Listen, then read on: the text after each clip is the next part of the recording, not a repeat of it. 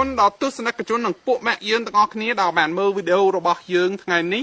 សូមកុំភ្លេច subscribe subscribe មិនជាពាក្យខ្មែរទេ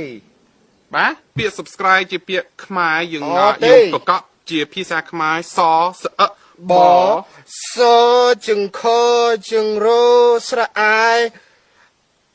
ណោះស្ញប់សញ្ញា subscribe បាទពាក្យប៉ូឡេ subscribe នេះ subscribe ពាក្យបល័យណាពាក្យអង់គ្លេស